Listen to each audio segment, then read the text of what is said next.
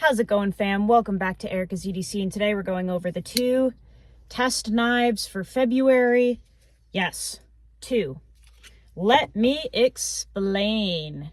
We're going to test both of these this month, and it was kind of a difficult decision, especially on this bad boy, but we're just going to run it and see what happens. So today we're going to do the introduction to the testing, first impressions, all that good stuff, and why we're testing both of these.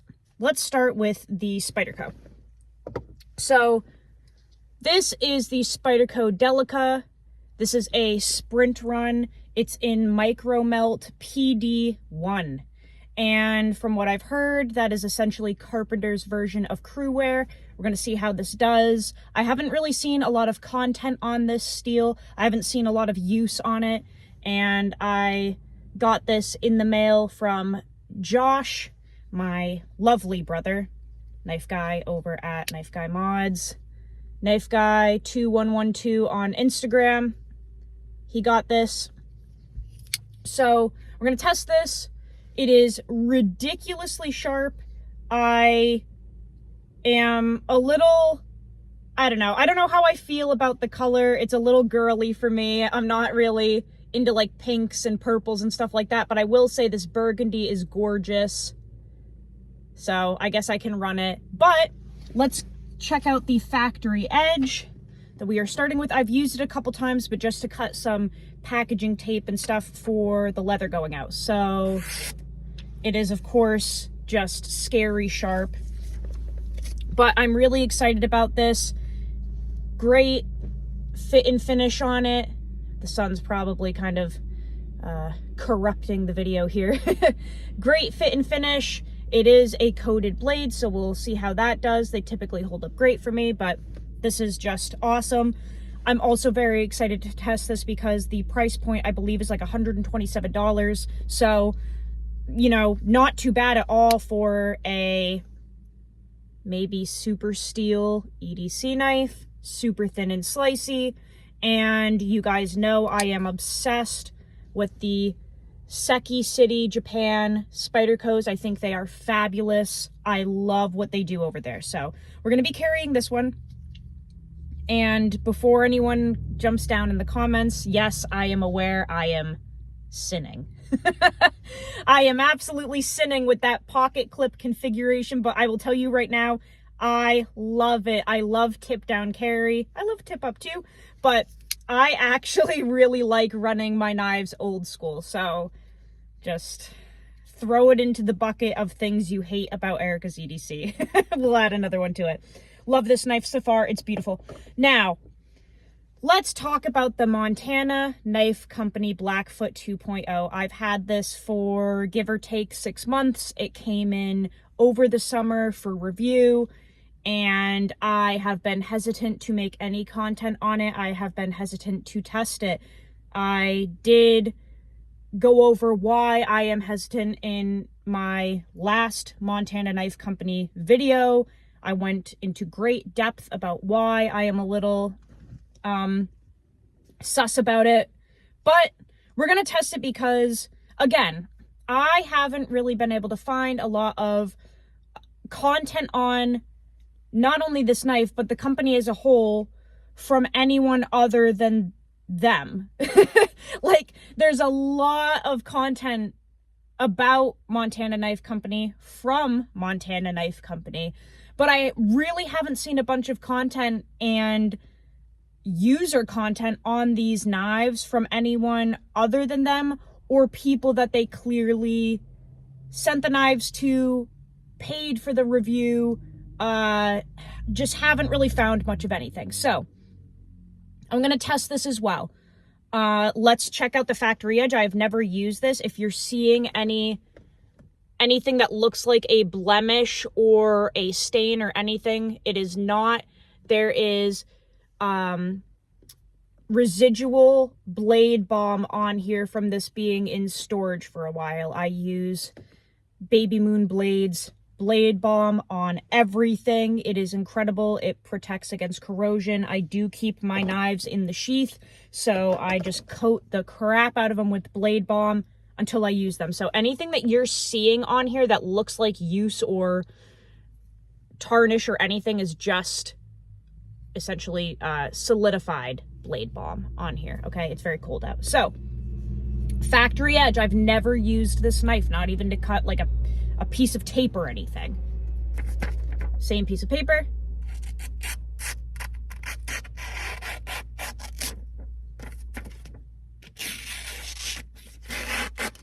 So, is it sharp?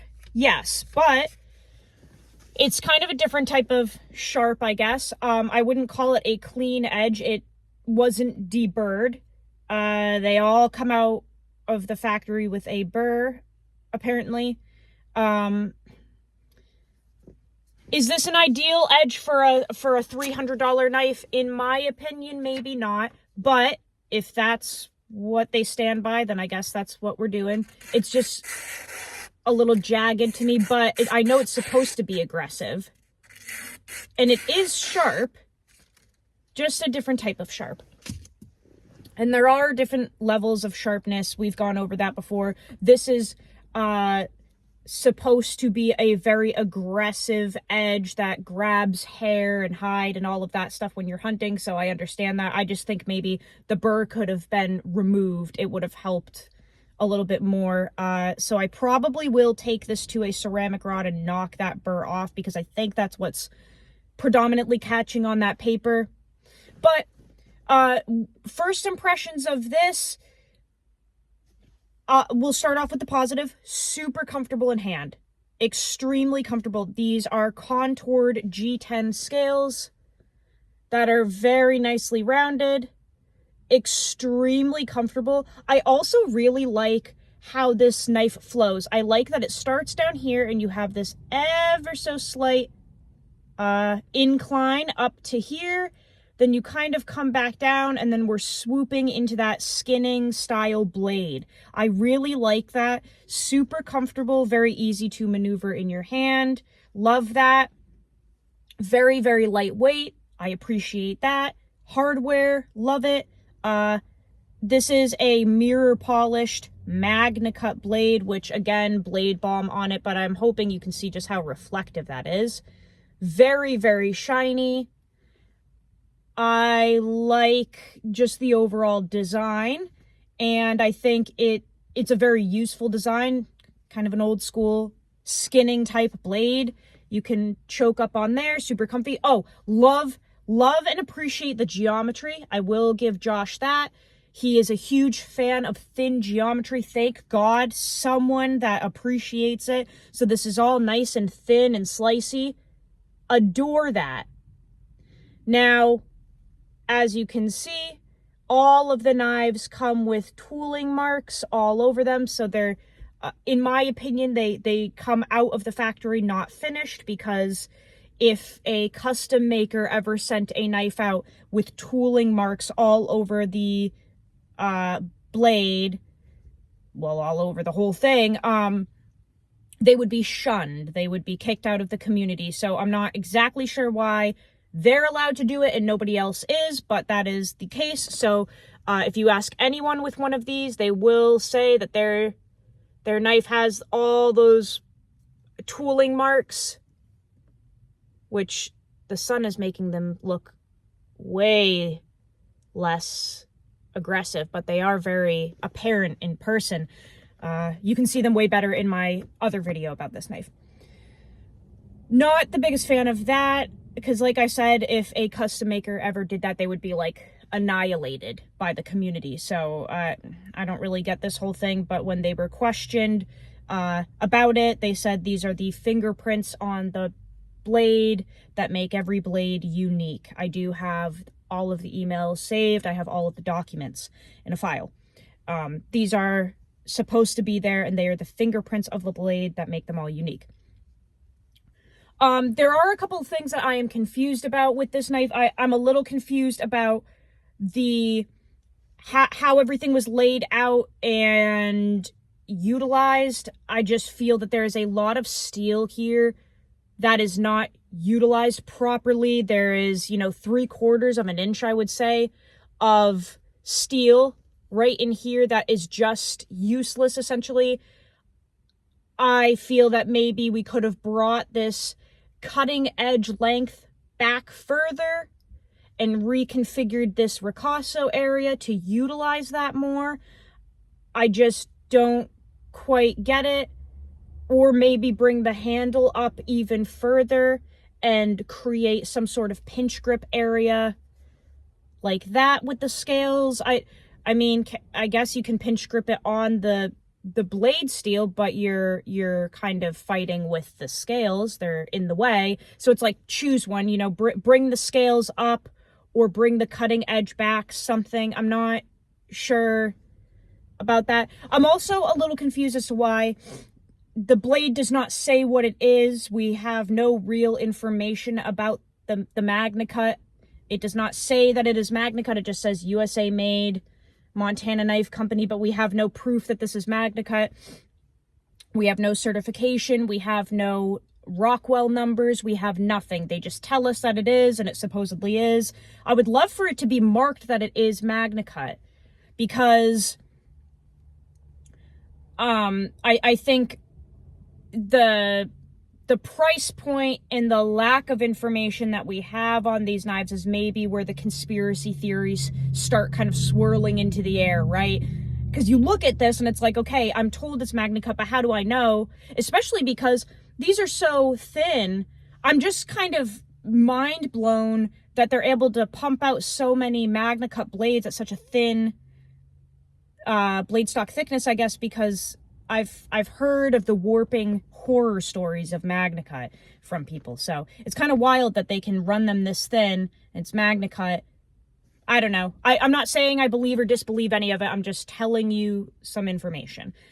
So, but yeah, you know, I'm excited to try it out. We're going to keep the review very neutral and the information going out about this knife very neutral. I don't want to start spiraling into the CIA slush fund stuff, because I don't think it's going to benefit us getting information about this company at all. I want to genuinely use this knife and just report what I think of it, how it's performing in use. That's what I want to keep it at. So if you're someone that is part of that conspiracy theorist group, just go talk about it in a group chat. I know you guys are in the group chat. Just go talk about it in the group chat, because I really want to get to know this knife and get to know this company and help educate about it. And I don't think we're going to get anywhere if we start fires and start throwing the conspiracy theories out there and the insults and the accusations. I don't think we're going to get any supportive, positive feedback in return if we do that. This whole thing will get shut down some way, somehow, right? And then we're just still never gonna know. So I would love to keep this neutral. I want to focus on what I can get out of this knife instead of what I can't. And like I said, super comfortable, super lightweight. Not a fan of the price point. Confused about some things, but we're going to focus on the good and just see how it does. I'm going to knock this burr off now that I've shown you the edge that it came with. I'll put it on the honing rod and knock that burr off, and we'll see how it does in use, see how it sharpens up, record it all. And I'm really excited about it, and I really hope it doesn't some way get shut down. This is nearly one of the last fixed blade production knives I will be featuring on the channel. I don't really have an interest in it moving forward, but we have it. There's nothing out there that we can find about it. I have access to it. I guess we'll try and give it a shot. So I am going to be testing both of these knives for the month of February. I have more than enough tasks throughout my day to utilize both of them accordingly, and we'll see kind of what happens here. But yeah, really excited to test both of these guys. Really excited. So yeah, let me know what you think down below. Like I said, let's just try to keep it neutral, try to keep it respectful, and, you know, just try to start with a clean slate and see what happens so that this whole thing doesn't get crapped on, okay? Because I will say, if it's a good knife in the end, then I want to be able to tell you guys, you know? If it's not a good knife, then I also want to be able to say it. So we're not going to get anywhere if Peanut Gallery goes too far and gets the whole thing shut down. Okay, so let's just see how it does. All right? Made in the USA, supposedly made in the USA, so I do appreciate that. Yeah, there are attributes, if Erica can find words, attributes about this knife that I appreciate. So, yeah, let me know down in the comments what you're carrying. Let me know what you think of the testing. If there's anything that you want to know throughout the month, throw it down in the comments. We're not going to be recording cardboard cutting and sisal rope cutting, okay? Don't ask me to do that because I'm not doing it. Pete is the only one that should be doing the sisal rope cutting, okay? We all love Pete. We just love him so much. So he is the king of doing that, and I want nothing to do with it. That is his throne to sit in. But we can cut other things. If you guys want to see like some, looking out in the yard here, I don't know, if you want to see like some light batoning or something, let me know. It's a skinning knife. You shouldn't really be doing that, but if you want to see it, let me know. And yeah, hopefully you guys enjoy.